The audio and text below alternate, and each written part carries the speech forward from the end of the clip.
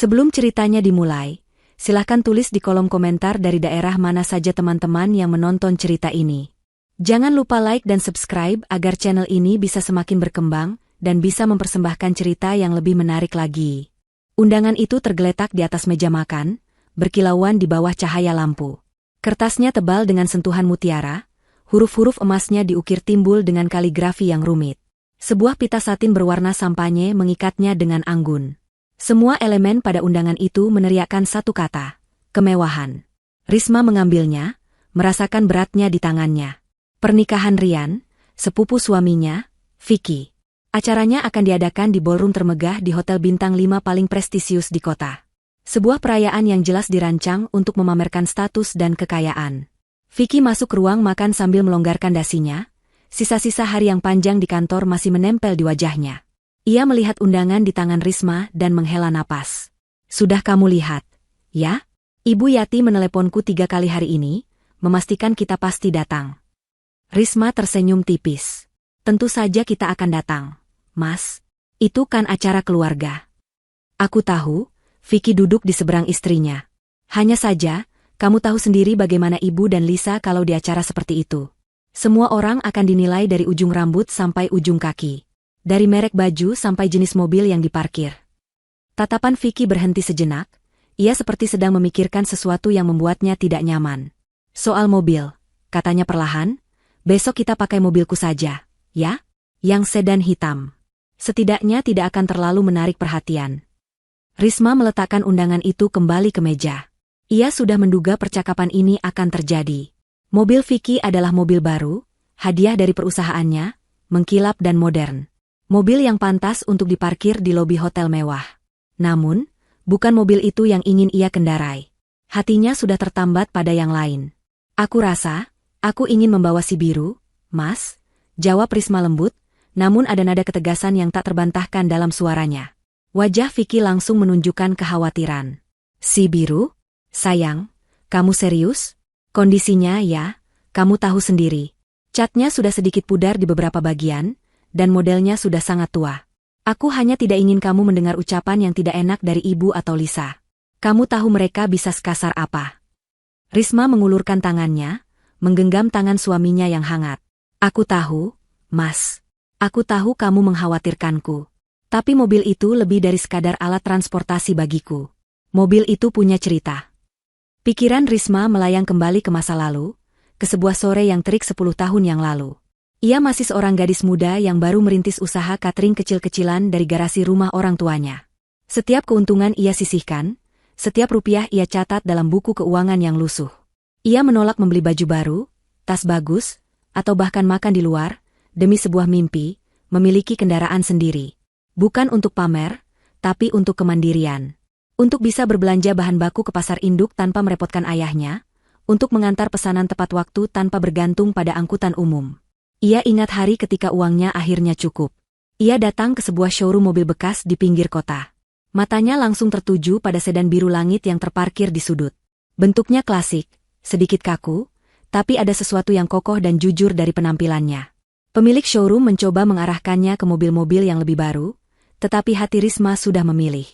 Ia menghabiskan hampir seluruh tabungannya hari itu. Saat kunci mobil diserahkan kepadanya, tangannya sedikit gemetar. Itu bukan sekadar kunci, itu adalah bukti nyata dari kerja keras, keringat, dan air matanya. Perjalanan pulang pertama dengan si biru terasa seperti mimpi. Ia membuka semua jendela, membiarkan angin menerpa wajahnya. Ia menyetel radio dengan volume maksimal, ikut bernyanyi sekeras-kerasnya. Ia merasa menjadi perempuan paling merdeka di dunia. Si biru bukan hanya tumpukan besi, ia adalah kawan seperjuangan. Mobil itu menjadi saksi bisu pertumbuhannya. Dinding interiornya yang sedikit usang pernah mendengar isak tangisnya saat pesanan besar dibatalkan tiba-tiba. Jok penumpangnya pernah menjadi tempat ia tertidur pulas, karena kelelahan setelah bekerja 18 jam tanpa henti. Dan yang paling penting, mobil itu adalah pahlawannya. Ingatan paling tajam adalah saat ibunya tiba-tiba jatuh sakit di tengah malam. Napasnya sesak, wajahnya pucat. Dengan panik, Risma memapah ibunya masuk ke dalam si biru. Ia mengemudi menembus malam yang buta, air mata membasahi pipinya, doa tak henti ia panjatkan. Ia memohon kepada Tuhan dan juga kepada mobil tuanya itu. Tolong, jangan mogok sekarang, Biru, tolong, bawa kami sampai rumah sakit dengan selamat. Dan si Biru seolah mengerti. Mesin tuanya meraung dengan stabil, membawanya melaju dengan pasti hingga tiba di unit gawat darurat. Dokter berkata, jika mereka terlambat 15 menit saja, nyawa ibunya mungkin tidak tertolong. Sejak saat itu, bagi Risma, si Biru bukan lagi benda mati. Ia punya jiwa. Mas Vicky, suara Risma memecah keheningan, menariknya kembali ke masa kini. Mobil itu yang mengantarku ke wawancara kerja pertamaku. Mobil itu yang membawaku ke rumah sakit saat ibu kritis. Mobil itu yang menemaniku saat aku merasa seluruh dunia menentangku. Saat aku membelinya, aku berjanji pada diriku sendiri bahwa aku tidak akan pernah malu pada asal-usulku, pada perjuanganku. Menyingkirkan si Biru hanya karena sebuah pesta, rasanya seperti mengkhianati diriku sendiri. Vicky menatap dalam-dalam ke mata istrinya. Ia melihat keteguhan yang selalu ia kagumi. Ia tahu, tidak ada gunanya berdebat. Cinta Risma pada mobil tuanya itu adalah bagian dari dirinya. Bagian dari kekuatan yang membuat Vicky jatuh cinta padanya. Ia menghela napas, kali ini dengan senyum pasrah. Baiklah, kita pergi dengan si Biru. Tapi berjanjilah padaku, jika mereka mulai bicara macam-macam, kamu tidak akan memasukkannya ke dalam hati. Risma tersenyum tulus. Aku janji. Keesokan harinya, saat mereka bersiap untuk berangkat, Risma menyempatkan diri sejenak di garasi. Ia mengeluskap mesin si Biru yang terasa hangat di bawah telapak tangannya. Warnanya memang tidak lagi secerah dulu, ada beberapa goresan halus di pintunya, saksi dari berbagai perjalanan yang telah mereka lalui bersama. Namun di mata Risma, mobil itu sempurna. Ia menatap pantulan dirinya yang samar di kaca spion samping yang sudah sedikit buram. Hari ini, kamu bukan hanya membawaku ke sebuah pesta, Biru, bisiknya pelan pada mobil kesayangannya itu. Kamu akan membawa kebenaran. Perjalanan menuju hotel terasa berbeda dari biasanya. Vicky yang biasanya banyak bicara, hari ini lebih banyak diam. Tangannya mencengkeram kemudi sedikit lebih erat dari yang seharusnya. Ia sesekali melirik ke arah Risma, seolah mencari kepastian. Risma, sebaliknya, tampak sangat tenang. Ia menikmati pemandangan kota yang berlalu dari jendela, sesekali menyenandungkan lagu yang diputar di radio tua si Biru. Kamu benar-benar tidak khawatir? Vicky akhirnya bertanya, suaranya terdengar tegang. Risma menoleh padanya, senyumnya menenangkan. Khawatir tentang apa, Mas? Tentang pendapat mereka? Kita sudah terlalu sering menghadapinya. Dulu mereka meremehkanku karena aku hanya punya usaha catering rumahan.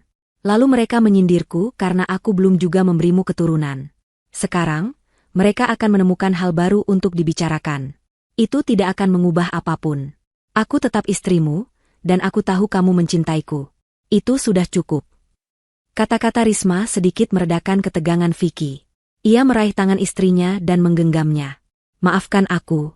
Seharusnya aku bisa lebih tegas pada mereka. Kamu sudah melakukan yang terbaik, Mas. Jangan salahkan dirimu. Hari ini, biarkan saja semua mengalir sebagaimana mestinya, jawab Risma. Ada kilat aneh di matanya, sebuah kepercayaan diri yang Vicky jarang lihat. Itu membuatnya bertanya-tanya, tetapi ia memilih untuk tidak bertanya lebih jauh. Beberapa saat kemudian, gerbang raksasa hotel yang mereka tuju mulai terlihat. Sebuah bangunan megah yang menjulang ke langit, dengan pilar-pilar besar dan lobi yang bermandikan cahaya kristal. Semakin dekat mereka, semakin jelas pula pemandangan di area penurunan tamu. Deretan mobil mewah Eropa berbaris rapi, seolah sedang mengikuti kontes keindahan. Ada sedan hitam legam yang mengkilap seperti cermin, SUV putih gading yang tampak gagah, bahkan beberapa mobil sport dengan warna-warna mencolok. Para petugas berjas dengan sigap membukakan pintu untuk para tamu yang turun dengan gaun malam dan setelan jas mahal. Lalu, tibalah giliran mereka.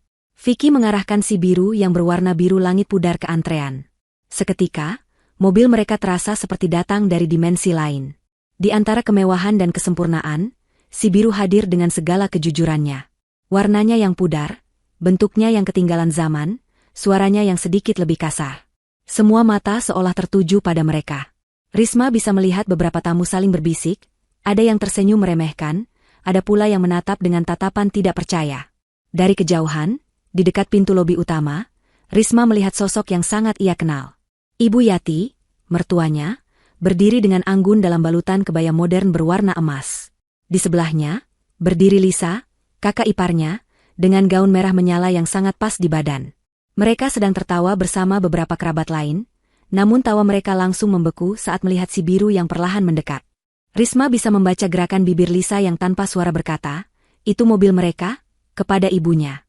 Ibu Yati membuang muka dengan cepat, ekspresinya menunjukkan rasa malu dan marah yang berusaha ia sembunyikan. Vicky menelan ludah. Suasana di dalam mobil terasa semakin sesak. Ia memarkir mobil di area parkir yang ditunjukkan petugas, sedikit lebih jauh dari lobi utama. Setelah mesin dimatikan, keheningan menyelimuti mereka. Di luar, suara musik dari ballroom sudah mulai terdengar samar-samar. Sebelum mereka turun, Vicky menggenggam tangan Risma, tatapannya penuh permohonan. "Apapun yang mereka katakan nanti, abaikan saja, ya, sayang," bisiknya, mengulangi kekhawatirannya sekali lagi. Risma balas menggenggam tangan suaminya, memberinya sedikit remasan untuk menenangkannya. Ia menatap lurus ke depan, ke arah cahaya gemerlap dari gedung pesta. Tatapannya tidak menunjukkan rasa takut atau gentar. Justru sebaliknya, matanya tajam, fokus, dan penuh dengan sebuah rencana yang tak terucapkan. Ia tersenyum tipis, senyuman yang tidak sepenuhnya bisa diartikan oleh Vicky. Itu bukan senyum pasrah, melainkan senyum seseorang yang sudah siap berperang dan tahu persis bagaimana cara untuk memenangkan pertempuran itu. Langkah kaki mereka di atas aspal mulus tempat parkir terasa berat. Vicky berjalan dengan kepala sedikit tertunduk, seolah berharap bisa menjadi tidak terlihat. Sebaliknya, Risma berjalan dengan punggung tegak, dagunya terangkat. Ia sengaja memperlambat langkahnya, membiarkan matanya menyapu sekeliling, menyerap setiap detail dari kemewahan yang terpampang di hadapannya. Ia bukan terintimidasi, melainkan sedang memetakan medan pertempurannya. Gaun batik sederhana yang ia kenakan terasa nyaman di tubuhnya, kontras dengan gaun-gaun sifon dan sutra berkilauan yang dikenakan para tamu wanita lain yang mereka lewati. Ia bisa merasakan tatapan mereka, campuran antara rasa ingin tahu dan cemoohan halus. Memasuki lobi hotel, dunia seakan berubah menjadi istana kristal. Lampu gantung raksasa menjatuhkan ribuan kilau cahaya ke lantai marmer yang mengkilap. Aroma bunga lili segar dan parfum mahal menguar di udara. Di tengah semua kemegahan itu, kehadiran mereka terasa seperti sebuah anomali. Beberapa kerabat jauh yang melihat mereka datang hanya mengangguk canggung, sebagian lagi pura-pura tidak melihat dan berbalik untuk mengambil minuman. Risma sudah terbiasa dengan sambutan semacam ini di acara keluarga suaminya. Ia adalah orang luar, si sederhana yang berhasil menikahi Vicky, anak laki-laki kebanggaan keluarga yang diharapkan akan menikah dengan putri seorang konglomerat. Akhirnya, mereka tiba di depan sumber ketegangan. Ibu Yati dan Lisa berdiri di tengah lingkaran kecil para sosialita, kerabat dekat mereka. Saat Vicky menyapa, barulah mereka menoleh. Tatapan Ibu Yati pada Risma terasa dingin dan menusuk, seolah sedang memeriksa barang cacat. "Kalian akhirnya datang juga," kata Ibu Yati, nadanya datar tanpa kehangatan. Ia tidak menyapa Risma secara langsung. Matanya malah menyapu penampilan Risma dari atas ke bawah, dan bibirnya menipis menjadi segaris cemoohan yang nyaris tak terlihat. "Tentu saja kami datang, Bu. Ini kan acara Rian," jawab Vicky, mencoba terdengar ceria. "Wah, Ibu dan Lisa cantik sekali malam ini." Lisa tertawa, suara tawanya terdengar dibuat-buat. "Tentu saja, Vic. Kami kan harus menjaga nama baik keluarga. Tidak seperti sebagian orang yang sepertinya tidak peduli dengan penampilan." Ujung matanya melirik tajam ke arah Risma. Risma hanya tersenyum tipis, seolah komentar itu hanyalah angin lalu. "Selamat malam, Ibu, Kak Lisa. Gaunnya indah sekali." Pujian itu tidak disambut. Lisa justru mendekat, pura-pura merapikan kerah baju Vicky. "Kamu ini, Vic, kenapa membiarkan istrimu datang ke pesta semegah ini dengan mobil seperti itu? Apa kamu tidak kasihan padanya? Atau jangan-jangan, kamu memang sengaja ingin membuat kami semua malu?" "Lisa, sudah." Vicky mencoba menengahi, wajahnya mulai memerah karena malu dan marah. "Tidak ada yang salah dengan mobil kami. Yang penting kami bisa sampai dengan selamat." "Selamat sih selamat, tapi reputasi keluarga bagaimana?" Ibu Yati akhirnya bersuara langsung, nadanya penuh penekanan. "Semua teman-temanku ada di sini. Semua kolega bisnis almarhum ayahmu ada di sini. Apa kata mereka kalau melihat menantuku datang dengan mobil butut yang bunyinya seperti mesin gilingan padi? Mereka akan berpikir keluarga kita sudah bangkrut." Beberapa orang di sekitar mereka mulai berbisik-bisik. Suasana menjadi sangat tidak nyaman. Risma merasa seperti sedang diadili di pengadilan terbuka. Ia menarik napas dalam-dalam, menjaga ketenangannya. Ia tahu jika ia menunjukkan sedikit saja emosi, itu akan memberi mereka kepuasan. "Maafkan saya jika sudah membuat ibu tidak nyaman," ucap Risma dengan suara yang tenang dan sopan. Niat saya hanya ingin datang bersilaturahmi merayakan kebahagiaan Rian dan pasangannya. Jawaban yang sopan itu justru seperti menyiram bensin ke api. Bagi Lisa, ketenangan Risma adalah sebuah bentuk kesombongan. Oh, lihatlah dia. Si ratu drama. Selalu berlindung di balik kata-kata manis. Sudahlah, akui saja kalau kalian memang tidak mampu. Tidak perlu bersandiwara seolah-olah mobil rongsokan itu punya nilai sejarah. Itu cuma mobil tua, titik. Risma tidak membalas. Ia hanya menatap Lisa dengan pandangan yang sulit diartikan. Tatapan itu tidak marah, tidak juga sedih. Tatapan itu terasa dalam, seolah sedang melihat menembus kepalsuan dan kesombongan yang ditampilkan kakak iparnya. Hal itu justru membuat Lisa semakin kesal. Acara kemudian berlanjut ke dalam ballroom utama. Risma dan Vicky duduk di meja yang sama dengan Ibu Yati dan Lisa, sebuah pengaturan yang terasa seperti siksaan terencana. Sepanjang acara pembukaan, rentetan sindiran halus terus mengalir. Saat MC memuji dekorasi yang mewah, Lisa akan berbisik cukup keras. Orang kalau punya uang memang beda ya, tidak perlu sewa mobil butut untuk datang ke acara. Saat hidangan pembuka yang indah disajikan, Ibu Yati akan berkomentar, makanan mahal begini mungkin aneh ya rasanya di lidah orang yang terbiasa makan di warteg. Vicky berusaha mengalihkan pembicaraan, bertanya tentang pekerjaan suami Lisa atau memuji kebaya yang dikenakan ibunya, tetapi usahanya sia-sia. Setiap kalimatnya dipotong atau diabaikan. Ia merasa terjepit, tak berdaya. Ia melirik Risma yang tampak tenang menyantap hidangannya, seolah tidak mendengar apapun. Tapi Vicky tahu, di balik ketenangan itu, istrinya pasti terluka. Bagaimana mungkin ada orang yang bisa tahan dihina terus-menerus seperti ini? Puncak dari serangan verbal halus itu terjadi saat salah seorang tante dari pihak keluarga menghampiri meja mereka. Yati, Liz, penampilan kalian malam ini luar biasa. Seperti biasa, selalu jadi pusat perhatian. Lalu ia menoleh pada Risma dan Vicky. Kalian tadi datang naik apa? Aku lihat tadi di depan ada mobil antik sekali, warnanya biru. Unik sekali. Sebelum Risma atau Vicky bisa menjawab, Ibu Yati tertawa keras dan sumbang. Oh, itu mobil mereka, Jeng. Katanya mobil bersejarah. Sejarah perjuangan membayar cicilan mungkin. Tawa itu disambut oleh tawa Lisa dan beberapa kerabat lain di meja yang sama. Si tante yang bertanya tampak salah tingkah, menyadari ia telah memicu sesuatu yang tidak menyenangkan. Rasa malu membakar wajah Vicky. Kali ini sudah keterlaluan. Ini bukan lagi sekadar sindiran, ini penghinaan di depan orang lain. Tapi sebelum ia sempat membuka mulut untuk membela istrinya, Ibu Yati menambahkan dengan suara yang sengaja ia keraskan, agar orang-orang di meja sekitar bisa mendengarnya dengan jelas. Untung parkirnya agak jauh, jadi nggak terlalu bikin malu keluarga. Kalimat itu adalah puncaknya. Kalimat itu melintasi batas kesabaran manapun. Tapi Risma tetap diam. Wajahnya tidak menunjukkan emosi apapun. Namun, di bawah meja, Vicky bisa merasakan tangan istrinya berhenti bergerak. Perlahan, dengan gerakan yang sangat terkontrol, Risma meletakkan sendok dan garpunya. Tangannya kemudian bergerak pelan, masuk ke dalam tas tangan kecil yang tergeletak di pangkuannya. Ia tidak membalas tatapan ibunya, tidak juga melirik ke arah Lisa. Matanya menatap lurus ke depan, ke arah panggung yang gemerlap, namun Vicky tahu, pikiran istrinya sudah berada di tempat lain. Jarinya yang lentik menyentuh permukaan dingin ponselnya. Suasana di meja mereka terasa membeku sesaat setelah komentar terakhir Ibu Yati. Beberapa kerabat yang mendengarnya berusaha mengalihkan perhatian, memulai obrolan canggung tentang cuaca atau tentang makanan. Namun, kerusakan sudah terjadi. Penghinaan itu menggantung di udara, pekat dan menyesakan. Vicky menatap ibunya dengan pandangan tidak percaya, sementara Lisa tersenyum penuh kemenangan, puas melihat efek dari kata-kata mereka. Risma sendiri masih dalam posisinya, diam dan tak bergerak. Tangannya masih berada di dalam tas.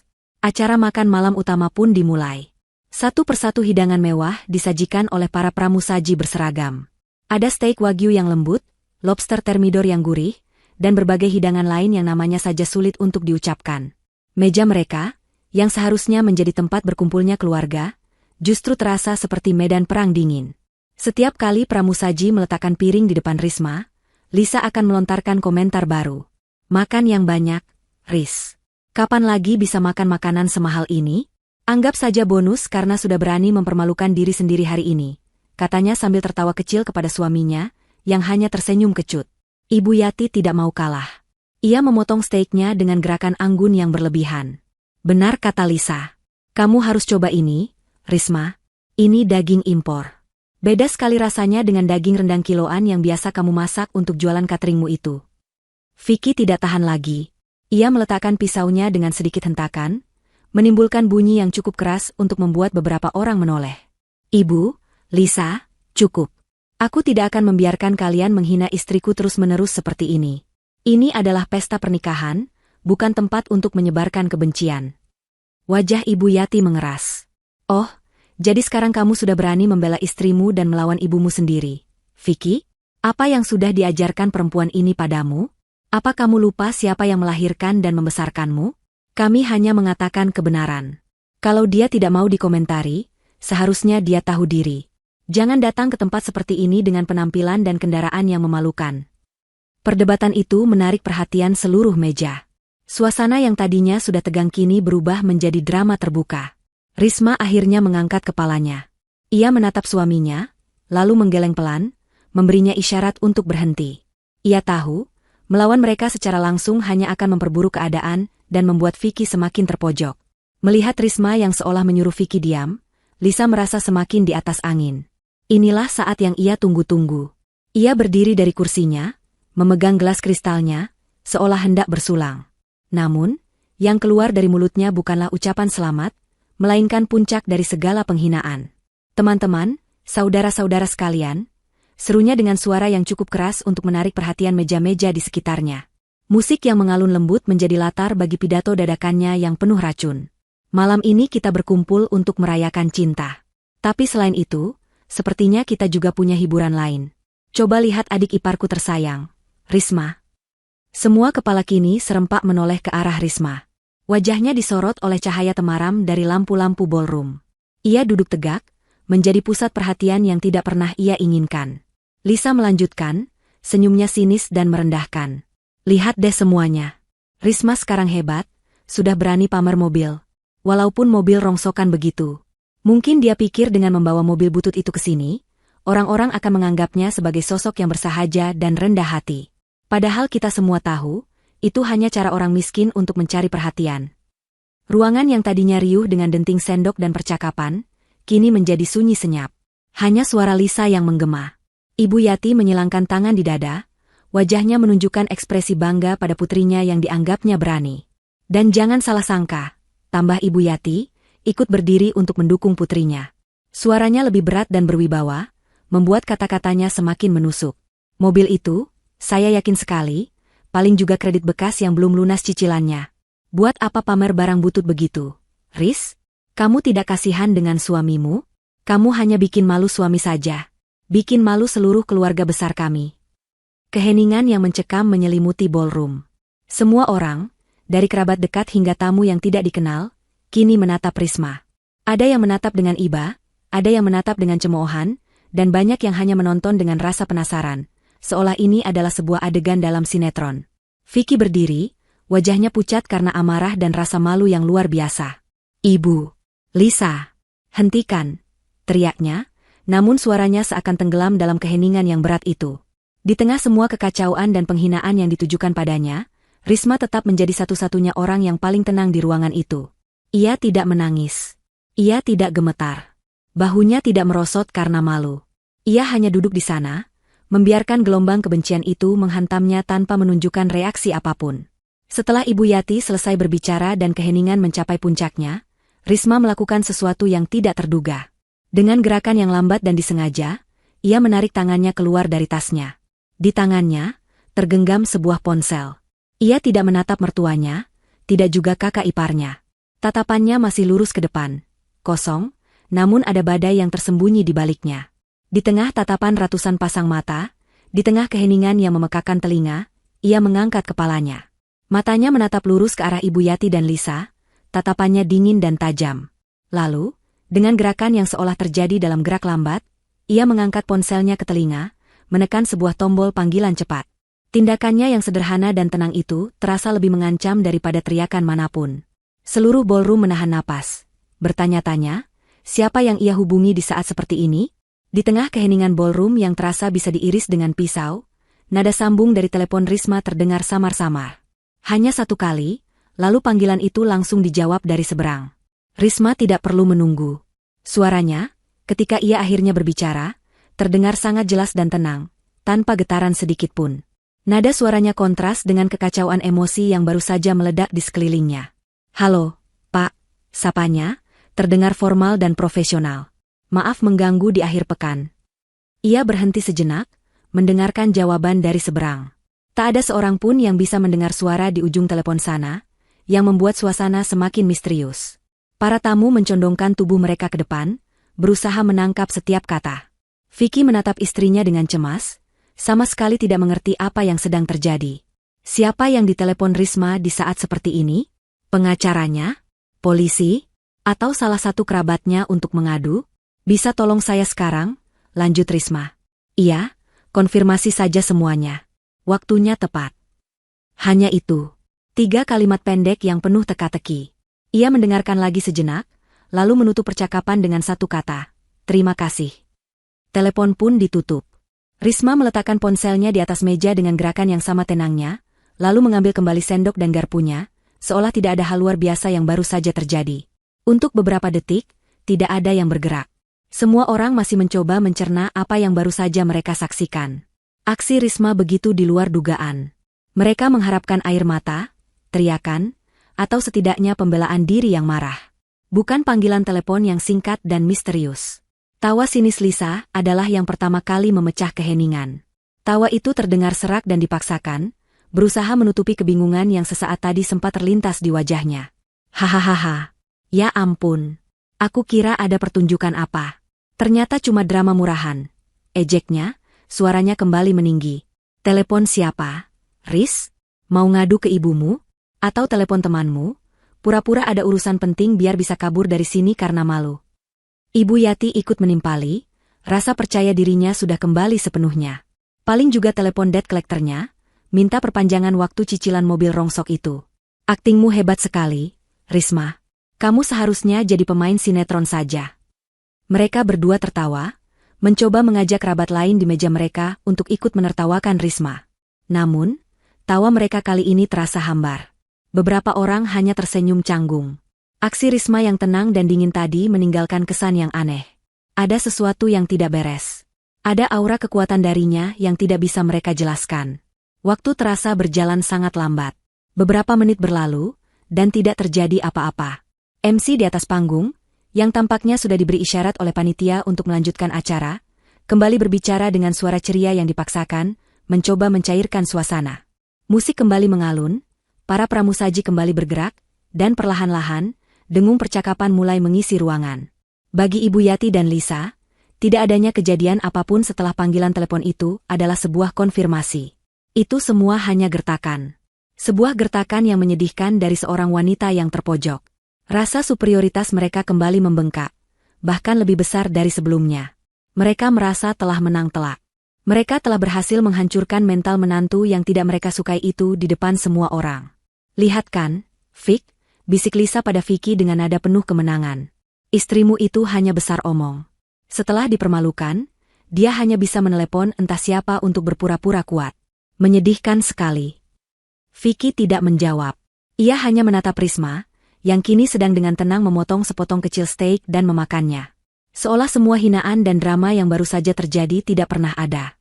Ketenangan istrinya ini, di satu sisi, membuatnya sedikit lega, namun di sisi lain, terasa sangat asing. Ia merasa seperti sedang duduk di sebelah orang yang tidak sepenuhnya ia kenal. Ada bagian dari diri Risma yang selama ini tersembunyi darinya, dan ia tidak tahu apakah ia harus merasa takut atau kagum. Risma bisa merasakan tatapan semua orang.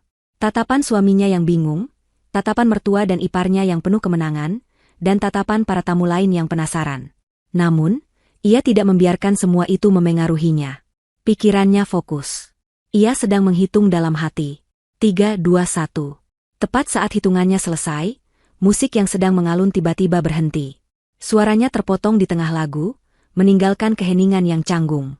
Semua orang menoleh ke arah panggung, mengira ada kesalahan teknis. MC yang sedang bersiap untuk mengumumkan acara selanjutnya tampak terkejut. Ia terlihat sedang berbicara dengan seseorang melalui AirPC-nya, wajahnya menunjukkan ekspresi bingung dan kaget. Setelah beberapa saat, MC itu berdeham. Wajahnya yang tadinya ceria kini terlihat tegang dan serius. Ia menatap ke arah kerumunan tamu dengan pandangan yang aneh. Perhatian kepada seluruh tamu undangan, katanya, suaranya terdengar sedikit gemetar, bergema di seluruh ballroom yang kini kembali sunyi senyap. Mohon maaf atas interupsi ini. Kami baru saja mendapat informasi penting yang harus segera kami sampaikan. Ia berhenti sejenak, mengambil napas, seolah kata-kata selanjutnya terlalu berat untuk diucapkan. Di mejanya, Lisa menyikut Ibu Yati. Ada apa lagi ini? Paling juga ada pengumuman undian berhadiah, bisiknya meremehkan. Namun, pengumuman selanjutnya bukanlah tentang undian berhadiah. Pengumuman itu adalah awal dari gempa bumi yang akan mengguncang dunia mereka sampai ke fondasinya. MC melanjutkan, kami baru saja mendapat konfirmasi mengenai salah satu sponsor utama acara pernikahan hari ini. Informasi yang sebelumnya tidak kami umumkan atas permintaan pribadi dari sponsor tersebut. Keheningan semakin dalam. Para tamu saling berpandangan. Sponsor? Pesta semewah ini tentu punya banyak sponsor. Tapi sponsor utama yang dirahasiakan? Ini menarik. Di mejanya, Risma meletakkan alat makannya untuk kedua kalinya. Kali ini, ia melakukannya dengan senyum yang sangat tipis tersungging di bibirnya. Senyum yang hanya dilihat oleh Vicky, dan itu membuat jantung Vicky berdebar kencang. Sesuatu yang besar akan terjadi. Seluruh mata di ballroom tertuju pada MC di atas panggung. Udara terasa berat dengan penantian. Siapakah sponsor rahasia yang begitu penting hingga harus menginterupsi acara makan malam? Apakah seorang pejabat tinggi? Atau seorang konglomerat terkenal yang hadir secara anonim? Spekulasi mulai berdesir di antara para tamu. Ibu Yati dan Lisa bahkan ikut memasang wajah penasaran. Sama sekali tidak menyadari bahwa drama yang mereka ciptakan akan segera berbalik arah dengan cara yang paling menghancurkan. MC menelan ludah, menatap secari kertas kecil yang baru saja diberikan kepadanya oleh seorang petugas wedding organizer. Ia seolah membacanya berulang kali untuk memastikan ia tidak salah. Hadirin sekalian, ia memulai lagi dengan suara yang lebih mantap. Perlu kami informasikan bahwa seluruh fasilitas yang kita nikmati malam ini, hidangan mewah dari koki internasional, dekorasi bunga impor yang menawan, hingga biaya sewa ballroom hotel paling prestisius ini, seluruhnya, tanpa terkecuali, bukanlah dibiayai oleh keluarga mempelai. Sebuah gumaman kaget menyebar di seluruh ruangan. Keluarga mempelai dikenal sebagai keluarga yang sangat kaya. Fakta bahwa mereka tidak membiayai pesta pernikahan anak mereka sendiri adalah sebuah berita besar. Jadi siapa? MC mengangkat tangannya, meminta perhatian kembali. Seluruh biaya perayaan ini sepenuhnya didanai oleh satu pihak, seorang donatur tunggal, yang memberikan semua ini sebagai hadiah pernikahan tulus untuk kedua mempelai. Suasana semakin tegang. Hadiah? Seseorang memberikan hadiah pernikahan senilai miliaran rupiah? Kekaguman dan rasa tak percaya menyelimuti para tamu. Atas instruksi yang baru saja kami terima, lanjut MC itu, matanya kini menyapu seluruh ruangan, seolah mencari seseorang. Pihak sponsor meminta kami untuk mengumumkannya secara resmi. Jadi, marilah kita berikan tepuk tangan yang paling meriah untuk sponsor tunggal dan donatur utama pernikahan malam ini. MC berhenti sejenak, menciptakan jeda dramatis yang membuat semua orang menahan napas. Jantung Vicky berdebar begitu kencang, hingga ia bisa merasakannya di tenggorokannya. Firasatnya semakin kuat. Ia menoleh ke arah Risma. Istrinya itu kini menatap lurus ke arah panggung. Wajahnya tenang seperti permukaan danau di pagi hari. Ibu Risma, pemilik dari Risma Group. Nama itu diucapkan dengan lantang melalui pengeras suara, menggema di setiap sudut ballroom. Untuk sesaat, tidak ada reaksi. Hanya ada keheningan total. Otak semua orang seolah berhenti bekerja, mencoba memproses informasi yang mustahil itu. Risma? Risma yang mana? Adik ipar Lisa yang sederhana itu? Wanita yang datang dengan mobil tua? Pemilik usaha catering kecil-kecilan itu? Tidak mungkin. Pasti ada kesalahan. Lalu, MC menunjuk langsung ke arah meja mereka. Ibu Risma, yang saat ini duduk di meja keluarga nomor 3. Saat itulah bom meledak. Keheningan pecah menjadi gelombang kejutan yang luar biasa. Ratusan pasang mata kini menatap Risma, bukan lagi dengan tatapan iba atau cemoohan, tetapi dengan keterkejutan yang murni. Beberapa orang ternganga, ada yang menjatuhkan garpu ke piringnya, menimbulkan bunyi denting yang nyaring. Bisikan-bisikan menyebar seperti api liar. Risma Group? Perusahaan apa itu? Tanya seseorang. Aku pernah dengar. Itu perusahaan induk yang bergerak di bidang properti, investasi, dan F&B. Salah satu investor paling besar di negara ini, tapi pemiliknya sangat misterius, tidak pernah mau diekspos media. Jawab yang lain, yang tampaknya lebih tahu. Vicky adalah orang yang paling terguncang. Dunianya seakan dijungkir balikan dalam hitungan detik. Risma, istrinya, pemilik perusahaan raksasa, wanita yang setiap hari memasak untuknya, yang menawar harga sayuran di pasar, yang lebih memilih membaca buku daripada pergi ke salon mahal, adalah seorang miliarder. Kepalanya terasa pening. Semua kepingan aneh tentang istrinya, ketenangannya yang luar biasa, penolakannya untuk hidup mewah, kegigihannya mempertahankan mobil tua, tiba-tiba mulai membentuk sebuah gambaran yang sangat berbeda dan tidak pernah ia bayangkan. Namun, reaksi yang paling dramatis tentu saja datang dari Ibu Yati dan Lisa. Wajah Lisa yang tadinya berseri-seri karena kemenangan, kini menjadi pucat pasi seperti kertas. Senyumnya membeku, lalu luruh menjadi ekspresi horor. Matanya membelalak menatap Risma, mulutnya terbuka sedikit, tak mampu mengeluarkan suara. Ia seperti patung yang baru saja disambar petir. Ibu Yati, di sisi lain, tampak lebih buruk. Wajahnya yang angkuh dan penuh kendali kini runtuh total. Ia gemetar. Gelas di tangannya terlepas, jatuh ke atas piring dan pecah berkeping-keping, menumpahkan air ke pangkuannya. Tapi ia tidak merasakan basahnya. Syok telah mematikan semua inderanya. Semua penghinaan yang baru saja ia lontarkan, mobil rongsokan, kredit belum lunas, perempuan miskin, kini berbalik dan menampar wajahnya dengan kekuatan 1000 kali lipat. Wanita yang ia hina seharian ternyata adalah orang yang membiayai kemewahan yang sedang ia pamerkan. Rasa malu yang ia rasakan begitu hebat, begitu luar biasa, hingga ia merasa sulit bernapas.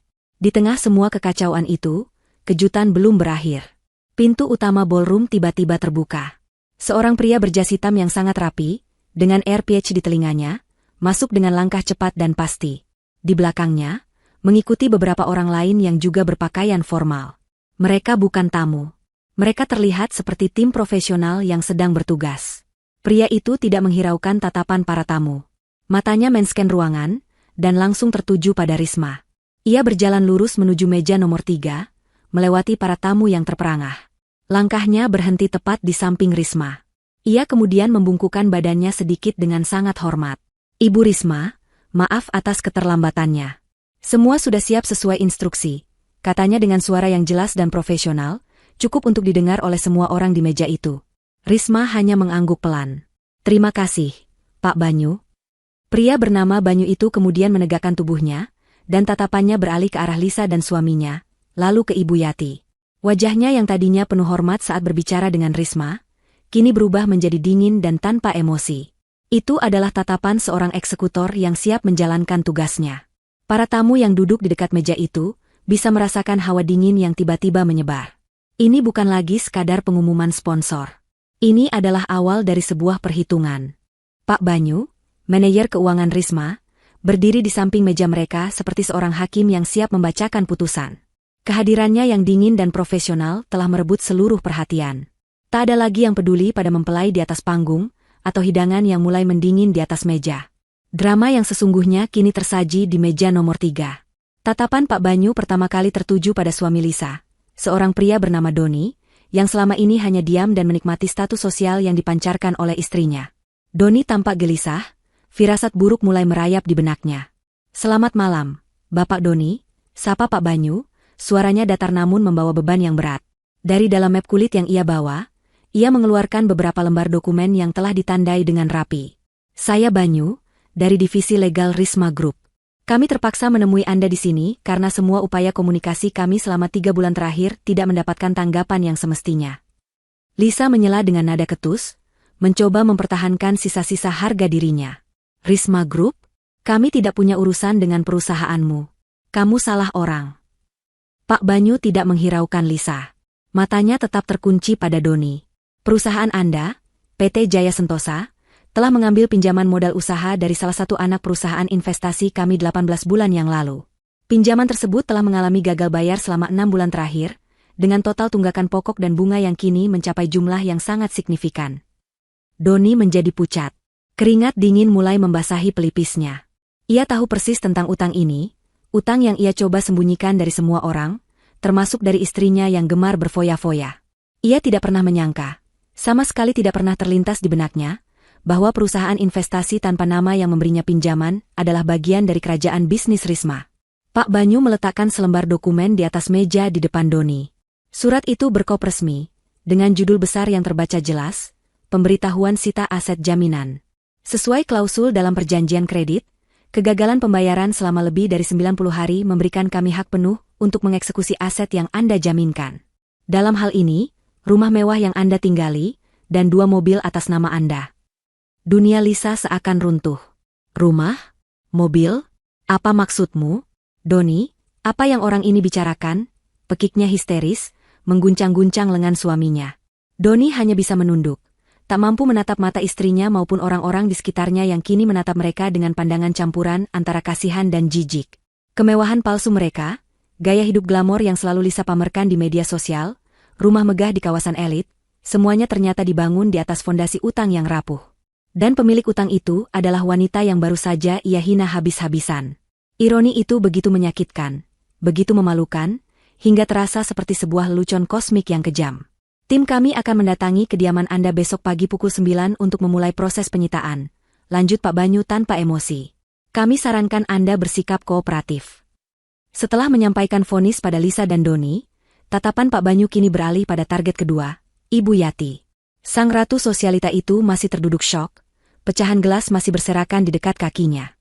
Selamat malam, Ibu Yati, sapa Pak Banyu, kali ini nadanya sedikit lebih pelan, namun tidak kalah mematikan. Saya di sini juga untuk menyampaikan pesan dari Ibu Risma. Ibu Yati mengangkat kepalanya perlahan. Matanya yang biasanya tajam dan penuh perhitungan, kini tampak kosong dan bingung. Ibu Risma selama ini tidak pernah memberitahu Anda atau bahkan Mas Vicky. Namun mobil sedan mewah yang Ibu gunakan sehari-hari, yang selalu Ibu banggakan sebagai simbol status keluarga, sebenarnya dibeli lunas oleh Ibu Risma 2 tahun yang lalu sebagai hadiah ulang tahun untuk Anda. BPKB dan seluruh surat-suratnya terdaftar atas nama Ibu Risma. Jika pengungkapan sebelumnya adalah sebuah gempa, maka ini adalah tsunami yang menyapunya bersih. Mobil itu, mobil silver metalik yang selalu ia poles setiap hari, yang ia gunakan untuk arisan dan pertemuan dengan teman-teman sosialitanya, adalah sumber kebanggaan terbesarnya. Ia selalu bercerita pada semua orang bahwa mobil itu adalah hasil dari dana pensiun almarhum suaminya, sebuah warisan terhormat. Kebohongan itu kini terkelupas, menunjukkan kebenaran yang memalukan di baliknya. Ia selama ini menikmati kemewahan dari belas kasihan menantu yang ia benci. Ibu Risma meminta saya menyampaikan, Pak Banyu melanjutkan, bahwa hadiah tersebut diberikan dengan tulus. Namun, melihat perlakuan Anda malam ini, beliau merasa hadiah itu tidak dihargai sebagaimana mestinya. Oleh karena itu, beliau telah memutuskan untuk menarik kembali hadiah tersebut. Ia meletakkan selembar surat kuasa di depan Ibu Yati. Supir kami akan mengambil mobil tersebut dari garasi rumah Anda besok siang. Kuncinya bisa Ibu titipkan pada asisten rumah tangga. Habis sudah. Ibu Yati tidak sanggup lagi menahannya. Air mata panas mulai mengalir di pipinya, merusak riasan mahalnya. Isak tangis yang tertahan keluar dari mulutnya, sebuah suara keputusasaan yang pilu. Ia telah kehilangan segalanya dalam sekejap. Kekayaan palsu putrinya, simbol status kebanggaannya, dan yang paling parah, harga dirinya. Ia kini telanjang di depan semua orang yang selama ini mengaguminya, terungkap sebagai seorang wanita tua yang sombong, pendengki, dan hidup dalam kebohongan. Selama semua ini berlangsung, Risma tidak mengucapkan sepatah kata pun. Ia hanya menatap piring di hadapannya. Ia tidak menunjukkan ekspresi kemenangan atau kepuasan. Wajahnya tetap tenang. Ketenangan itulah yang terasa paling menyakitkan bagi mereka. Itu menunjukkan bahwa semua ini bukanlah tindakan balas dendam yang emosional. Ini adalah sebuah keputusan bisnis. Sebuah perhitungan dingin atas perlakuan yang telah mereka berikan. Vicky, yang berdiri di antara mereka semua, merasa dunianya berputar. Ia menatap ibunya yang menangis, kakak dan iparnya yang hancur, lalu menatap istrinya yang tenang. Dalam satu malam, ia mengetahui bahwa keluarganya hidup dalam kebohongan dan istrinya memiliki kekuatan yang tak pernah ia duga. Ia merasa marah, malu, bingung, dan anehnya, ada secercah rasa kagum yang mulai tumbuh di hatinya untuk wanita luar biasa yang duduk di sampingnya. Di tengah kekacauan emosional di meja nomor 3, sebuah pergerakan baru terjadi di pintu masuk ballroom. Seorang pria tua berusia sekitar 60-an masuk dengan langkah yang penuh wibawa. Ia mengenakan setelan jas linen berwarna krem yang tampak santai namun sangat mahal. Rambutnya yang memutih disisir rapi ke belakang, dan matanya yang berada di balik kacamata berbingkai klasik memancarkan kecerdasan dan ketenangan.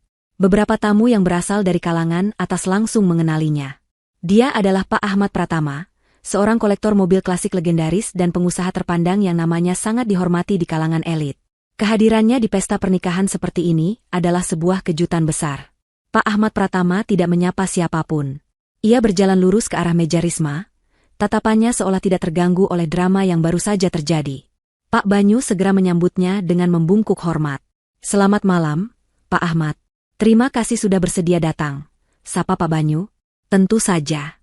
Saya tidak akan melewatkan kesempatan ini," jawab Pak Ahmad Pratama, suaranya dalam dan berwibawa. Matanya kemudian tertuju pada Risma. Ia tersenyum hangat. "Ibu Risma, senang akhirnya bisa bertemu langsung dengan Anda. Saya sudah lama mengagumi prinsip Anda." Risma akhirnya berdiri dan membalas senyuman itu. "Saya yang berterima kasih, Pak Ahmad, sudah mau merepotkan diri datang kemari malam minggu begini." "Tidak ada yang lebih penting daripada sebuah mahakarya," jawab sang kolektor. "Kalau boleh, saya ingin melihat dia sekarang. Saya sudah tidak sabar." Percakapan mereka yang tenang dan penuh hormat itu terdengar aneh di tengah suasana yang masih tegang. "Dia? Siapa yang mereka maksud?" bisik beberapa tamu. Pak Banyu kemudian memberikan isyarat kepada timnya. "Mari, Pak. Sebaiknya kita melihatnya langsung di luar."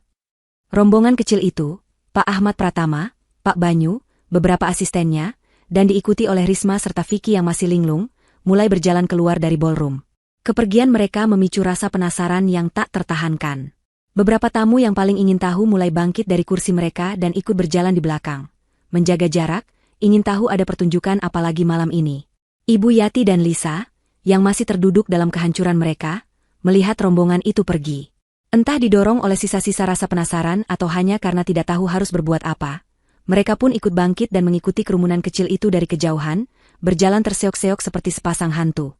Tujuan mereka adalah area parkir, tempat di mana si biru, mobil tua Risma, terparkir sedikit terpisah dari mobil-mobil mewah lainnya.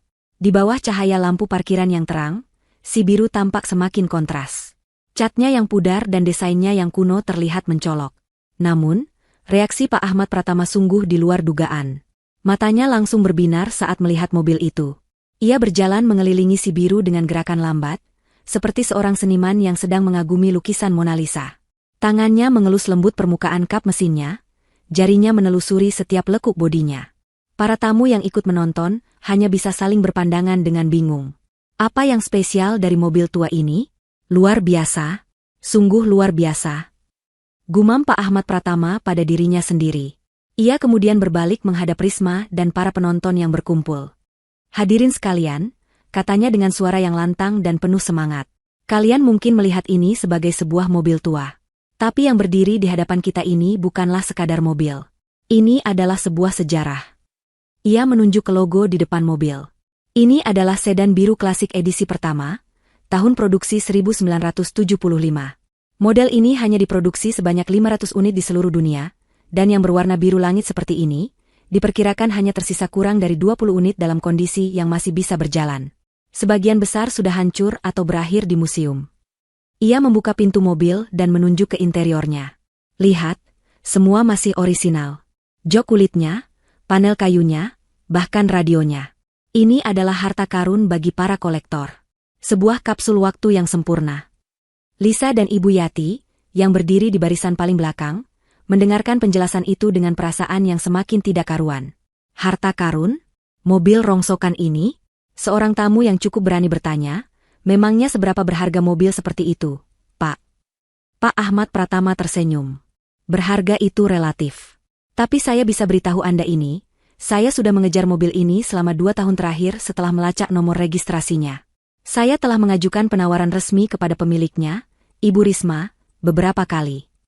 Ia berhenti sejenak, menatap lurus ke arah Risma, lalu kembali ke kerumunan.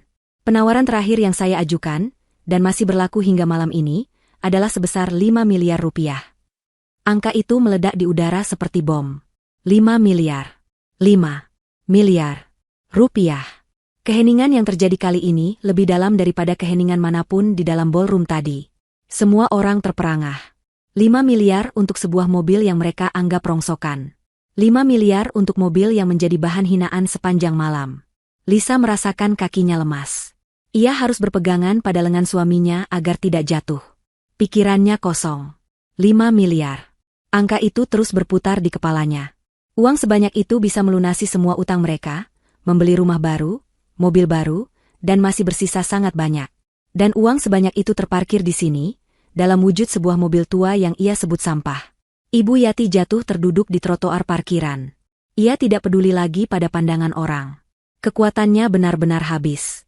Tamparan terakhir ini adalah yang paling telak. Hinaan tentang mobil rongsokan, kini menjadi bumerang paling tajam yang menghantam ulu hatinya. Wanita yang ia sebut miskin dan pamer, ternyata menyimpan harta karun di garasinya, harta yang nilainya jauh melampaui semua aset gabungan keluarganya. Dan Risma menolak uang sebanyak itu hanya karena kenangan. Sebuah konsep yang tidak pernah bisa dipahami oleh otaknya yang materialistis. Pak Ahmad Pratama menatap Risma dengan penuh kekaguman. Tetapi, Ibu Risma selalu menolak tawaran saya. Beliau berkata, nilai sentimental mobil ini, kenangan perjuangan yang melekat padanya, jauh lebih berharga daripada uang manapun. Sebuah prinsip yang sudah sangat langka di zaman sekarang. Perkataan itu menjadi penutup yang sempurna. Kebenaran kini terpampang dengan sangat jelas dan brutal. Siapa yang sebenarnya kaya dan siapa yang miskin. Siapa yang memiliki kelas dan siapa yang hanya pamer kepalsuan. Malam itu, di bawah lampu parkiran hotel yang terang, semua topeng telah terbuka. Kerumunan tamu yang tadinya berkumpul di area parkir kini membeku, terpana oleh angka 5 miliar yang masih menggema di udara. Mereka menatap si biru, lalu menatap Risma, kemudian beralih ke Ibu Yati dan Lisa yang hancur lebur di kejauhan. Drama malam itu telah mencapai puncaknya, memperlihatkan sebuah kebenaran yang lebih mengejutkan dari fiksi manapun. Di tengah keheningan itu, Risma akhirnya bergerak. Ia berjalan mendekati Pak Ahmad Pratama, mengulurkan tangannya. Sekali lagi terima kasih atas waktu Anda, Pak Ahmad. Saya sangat menghargai kedatangan Bapak. Sama sekali tidak merepotkan, Bu Risma. Justru sebuah kehormatan bagi saya, jawab sang kolektor sambil menjabat tangan Risma dengan hormat. Jika suatu hari nanti Ibu berubah pikiran, penawaran saya akan selalu terbuka, bahkan mungkin akan saya naikkan. Risma hanya tersenyum sopan. Saya akan mengingatnya. Setelah Pak Ahmad Pratama berpamitan dan pergi bersama asistennya, meninggalkan jejak kekaguman di belakangnya, Risma akhirnya berbalik. Wajahnya yang sejak tadi tenang kini menunjukkan secercah ketegasan. Ia menatap manajer keuangannya, Pak Banyu, yang telah menanti instruksi selanjutnya dengan sabar. Inilah saatnya untuk menyelesaikan apa yang telah ia mulai. Untuk pertama kalinya malam itu, ia akan mengeluarkan perintahnya secara langsung. Pak Banyu, panggilnya, suaranya tidak keras, namun terdengar sangat jelas di tengah keheningan parkiran. Setiap orang yang masih berada di sana menajamkan telinga, tidak ingin ketinggalan babak final dari pertunjukan ini. Mengenai permohonan pinjaman modal atas nama perusahaan PT Jaya Sentosa milik Bapak Doni, lanjut Risma, matanya melirik sekilas ke arah Lisa dan suaminya yang berdiri gemetar tak jauh dari sana. Tolong pastikan permohonan itu ditolak secara permanen. Masukkan perusahaan tersebut ke dalam daftar hitam di semua lembaga pembiayaan di bawah naungan Risma Group. Saya tidak ingin ada afiliasi apapun dengan pihak yang tidak memiliki integritas. Setiap kata adalah sebuah paku yang menancap di peti mati masa depan finansial Lisa dan Doni. Ditolak secara permanen dan dimasukkan ke dalam daftar hitam. Itu berarti, pintu untuk mendapatkan modal dari salah satu jaringan investor terbesar di negara itu telah tertutup selamanya bagi mereka. Harapan untuk bangkit dari utang kini musnah sudah. Lisa mengeluarkan suara rintihan pelan, seolah baru saja menerima sebuah pukulan telak di perutnya. Risma kemudian melanjutkan, kali ini tatapannya mengarah ke tempat di mana Ibu Yati terduduk lemas di trotoar. Dan mengenai acara malam ini, katanya kepada Pak Banyu, saya memang berniat memberikan seluruh sponsorship ini sebagai hadiah tulus. Namun, sebuah hadiah seharusnya diterima dengan rasa syukur, bukan dengan hinaan. Ia berhenti sejenak, membiarkan kata-katanya meresap. Tolong batalkan semua diskon dan keringanan yang saya berikan kepada pihak wedding organizer. Kirimkan tagihan penuh atas semua fasilitas. Sewa ballroom, catering, dekorasi, semuanya, ke alamat rumah Ibu Yati besok pagi. Biarlah itu menjadi pengingat tentang arti dari sebuah rasa terima kasih. Vonis terakhir itu adalah pukulan pamungkas. Ibu Yati mengangkat kepalanya, matanya yang basah oleh air mata menatap Risma dengan pandangan ngeri. Tagihan penuh untuk pesta semewah ini akan berjumlah miliaran. Sebuah angka yang mustahil bisa ia bayar. Itu adalah sebuah utang yang akan menghantuinya seumur hidupnya, sebuah monumen abadi atas kesombongannya sendiri. Karma telah dibayar lunas, bahkan dengan bunganya sekaligus. Setelah memberikan perintah terakhirnya, Risma seolah telah selesai dengan urusannya. Ia tidak lagi mempedulikan tatapan para tamu, tidak juga melirik ke arah mertua dan kakak iparnya yang telah hancur. Semua energi negatif yang mereka lemparkan telah ia kembalikan dalam bentuk konsekuensi logis yang tak terbantahkan. Ia tidak membalas dengan hinaan, ia membalas dengan fakta dan surat tagihan. Ia berbalik dan berjalan menghampiri Vicky, yang sejak tadi hanya bisa berdiri mematung, menjadi saksi bisu atas kekuatan istrinya yang tak terduga. Risma menyentuh lengannya dengan lembut, membuyarkan lamunan suaminya. Wajahnya kembali melembut, seolah badai yang baru saja ia ciptakan tidak pernah ada. "Mas," katanya dengan suara yang hanya bisa didengar oleh Vicky. "Kita pulang sekarang, ya?" Ajakan itu, di tengah semua kekacauan, adalah sebuah jangkar bagi Vicky. Itu adalah sebuah penegasan bahwa di antara semua yang telah hancur malam ini, hubungan mereka berdua masih utuh. Ia hanya bisa mengangguk. Terlalu banyak kata yang ingin ia ucapkan, tetapi tak ada satupun yang bisa keluar.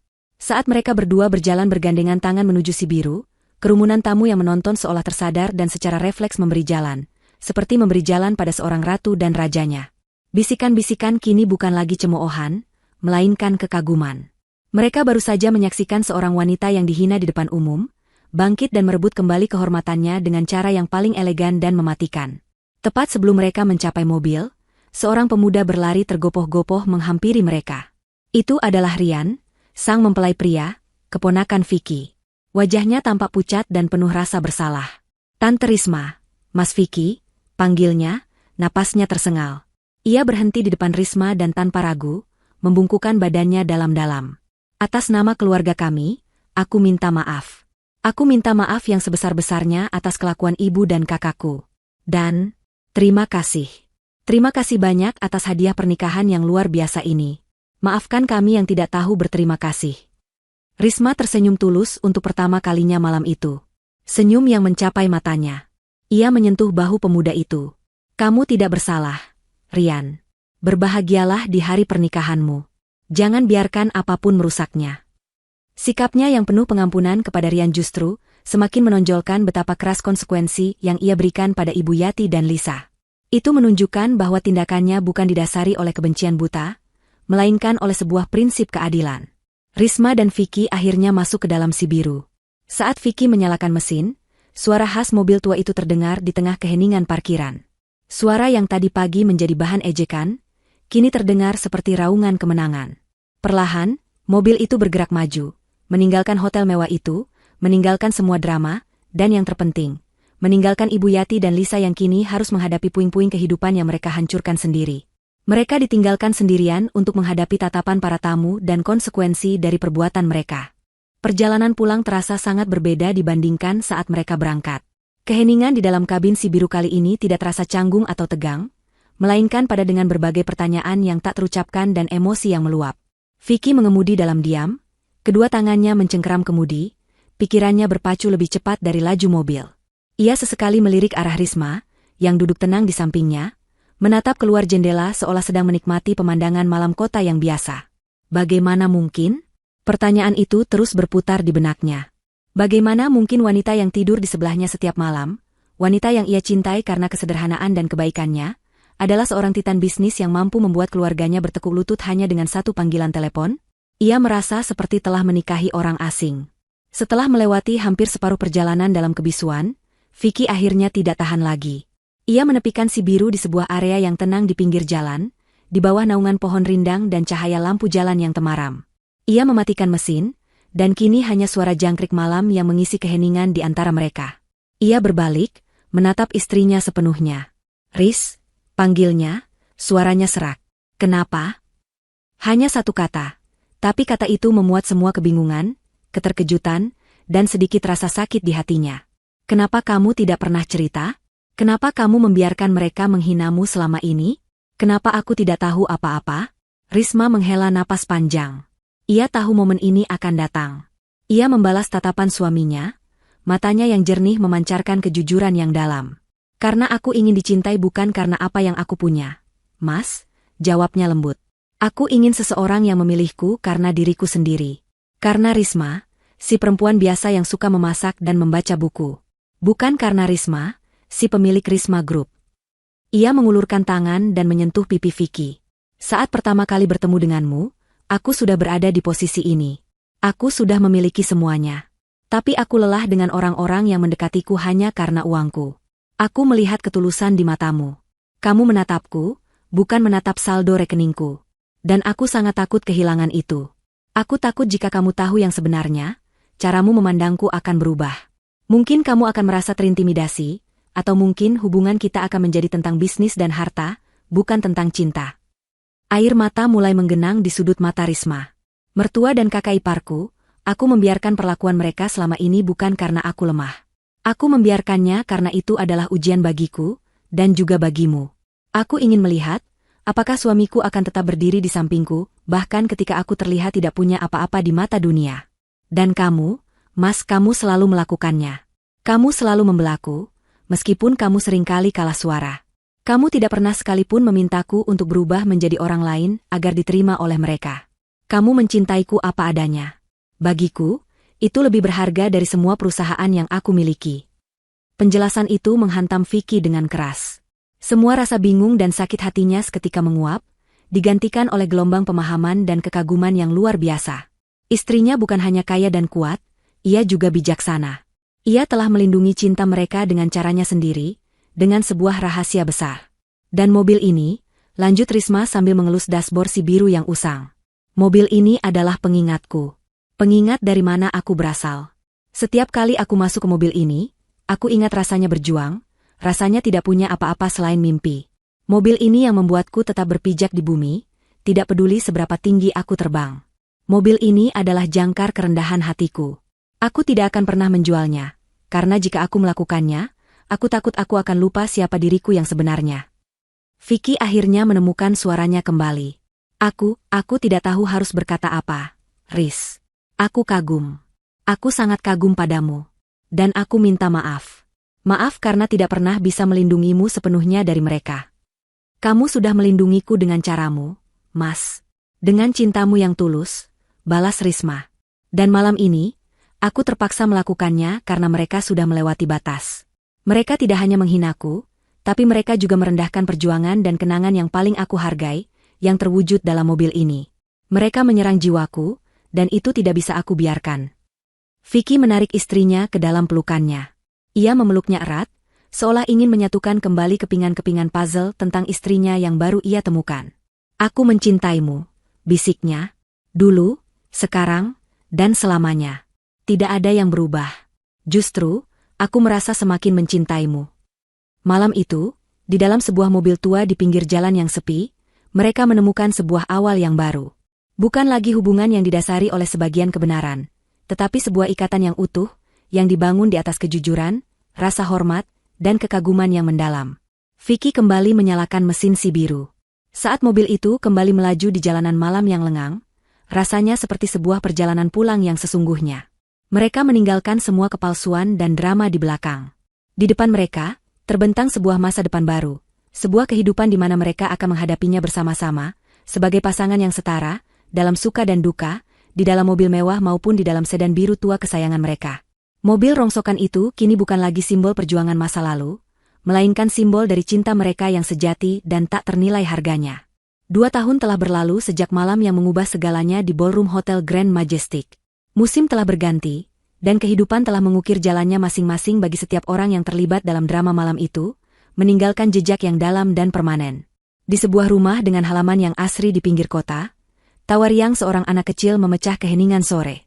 Di atas karpet rumput yang hijau, Vicky sedang berpura-pura menjadi kuda, menggendong putranya yang berusia 1 tahun, Arya, di punggungnya.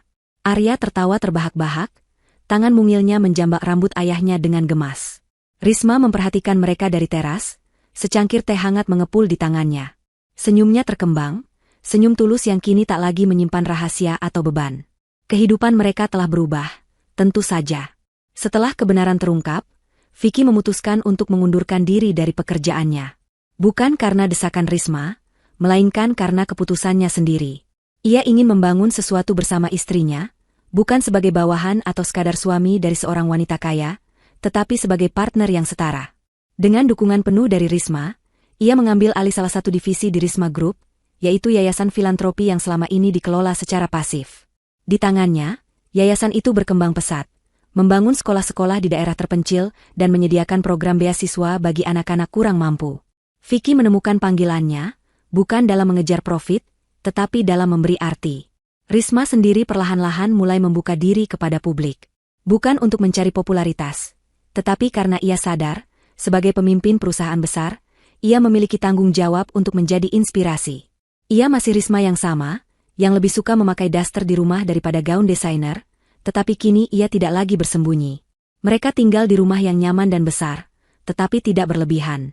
Rumah itu hangat, penuh dengan buku dan tawa, bukan istana dingin yang memamerkan kekayaan. Di garasi mereka yang luas, di samping mobil keluarga yang praktis, si biru terparkir dengan gagah. Kondisinya kini jauh lebih baik. Risma telah memanggil restorator mobil klasik terbaik untuk merawatnya dengan penuh cinta. Catnya kembali biru cemerlang, mesinnya kembali halus. Bukan untuk menaikkan harganya, tetapi sebagai bentuk penghargaan. Setiap akhir pekan, jika cuaca cerah, mereka akan membawa Arya jalan-jalan dengan si biru, membuka jendelanya lebar-lebar, membiarkan angin dan kenangan menerpa mereka. Mobil itu telah bertransformasi dari simbol perjuangan personal, menjadi simbol kebahagiaan keluarga mereka. Namun, di belahan kota yang lain, di sebuah gang sempit yang padat, kehidupan berjalan dengan irama yang sangat berbeda. Di lantai 2 sebuah rumah kontrakan yang pengap, Lisa sedang sibuk di depan laptop tuanya. Wajahnya yang dulu selalu terpoles riasan mahal, kini tampak kusam dan lelah. Ia bekerja sebagai admin media sosial untuk beberapa toko online kecil, pekerjaan yang mengharuskannya online hampir 24 jam sehari, menjawab pertanyaan pelanggan yang cerewet dan keluhan yang tak ada habisnya, dengan gaji yang pas-pasan. Setelah malam itu, kehidupan mereka hancur berkeping-keping. PT Jaya Sentosa dinyatakan bangkrut. Rumah dan mobil mereka disita. Teman-teman sosialita yang dulu selalu mengelilinginya, kini menghilang satu persatu, seolah ia terkena penyakit menular. Doni, suaminya, yang tak sanggup menanggung malu dan tekanan, akhirnya meninggalkannya, pergi keluar pulau untuk memulai hidup baru seorang diri. Lisa ditinggalkan sendirian untuk menghadapi puing-puing. Ia terpaksa menjual semua tas dan perhiasan bermereknya yang tersisa hanya untuk bertahan hidup. Setiap hari adalah perjuangan. Kesombongannya telah terkikis habis, digantikan oleh kepahitan yang pekat. Ia membenci nasibnya, membenci Doni, dan yang paling utama, ia masih membenci Risma. Dalam benaknya, semua ini adalah kesalahan Risma, bukan akibat dari perbuatannya sendiri. Ibu Yati tinggal bersamanya. Wanita tua itu kini lebih banyak diam. Guncangan malam itu telah merenggut semangat dan keangkuhannya. Utang miliaran dari tagihan pesta pernikahan yang dikirimkan oleh Risma menjadi beban yang tak mungkin terbayar, sebuah surat vonis kebangkrutan personal yang menghantuinya setiap saat. Ia harus menjual rumah warisan suaminya, satu-satunya harta berharga yang ia miliki, namun hasilnya bahkan tidak cukup untuk menutupi seperempat dari utang itu. Sisanya menjadi utang abadi yang membuatnya tak bisa tidur nyenyak. Setiap pagi, ia pergi ke pasar tradisional dengan berjalan kaki, menawar harga sayur dan lauk dengan pedagang, sesuatu yang dulu ia anggap sebagai kegiatan paling hina di dunia. Lingkaran sosialitanya telah lama mengucilkannya.